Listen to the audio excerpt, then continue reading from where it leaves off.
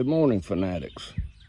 I want to show you how to hook up a fence charger to power your electric fence predator guards. Let's talk about how to hook up the electrified side of your charger. Before you start any work on the charger, make sure the switch is off or you're going to get a shock. Here I have the direct bury electric fence wire hooked into the positive terminal. That runs down the pole. I have it attached for mock-up purposes with a zip tie in honor of Kathy Freeze. Then it goes down to the ground. We will imagine that I have a ditch dug between here and the pole with conduit in it. It's just a straight shot to the first pole. You see loops in it. There's no way I can pull it tight enough without it being in conduit to keep those out. Now that I've covered the energized wire, let's discuss the ground wire and ground rod. The ground side of your fence charger is the most important part. For the ground wire on my fence chargers, I use THHN wire. That is a multi-stranded coated wire.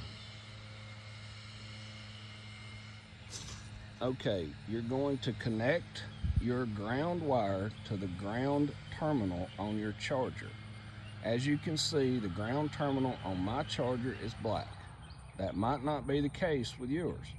It could be labeled ground or have a minus sign. You will then run the ground wire down the post, connect it to the post somehow. I use ceramic insulators. That's not necessary. I just had an abundance of them in the barn. So you're going to run that wire to your ground rod. That is a 5/8 copper clad ground rod. Definitely use copper clad and not galvanized ground rods because copper conducts electricity better.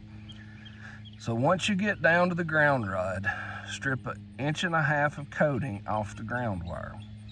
And then if you get a 5/8 ground rod, you'll use a 5/8 ground clamp, and that will hold the ground wire to the ground rod as long as you get the bolt good and tight. And that's what you're looking for. Depending on the mineral content of your soil and your annual rainfall rates, you may need more than one ground rod. All major fence charger companies recommend the use of 3. In my history here on the farm, we've had electric fences for the last 45 years.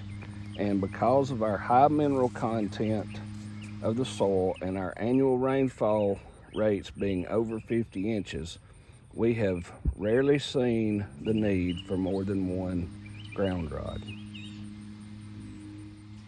I will show you later in the video how to test to see if you need more than one ground rod. If you do, you will have one ground rod here, one ground rod over there about 3 feet, and one ground rod over here about 3 feet. You can take 3, but then all you do is run the same THHN wire from that ground rod to that ground rod and back to this ground rod.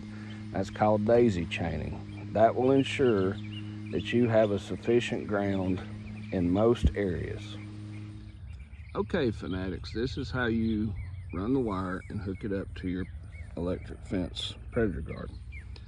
You won't run yours on top of the ground. I'm doing this for demonstration purposes only. So you have one wire, one unspliced wire that goes from the solar charger to your first gourd rack, house, whatever, your first predator guard. You will run it, if you run it more than 5 to 10 feet, I would go through conduit. This is 3/4 PVC conduit with a sweeping L at the end. If you don't put a sweeping L on this, you will never be able to pull another wire through it, and that's the entire purpose of using the conduit. This sweeping L was installed when I installed the pole. So it's up very close to the pole. Makes installation a little bit easier, but it's not necessary. It can be installed after a pole is set.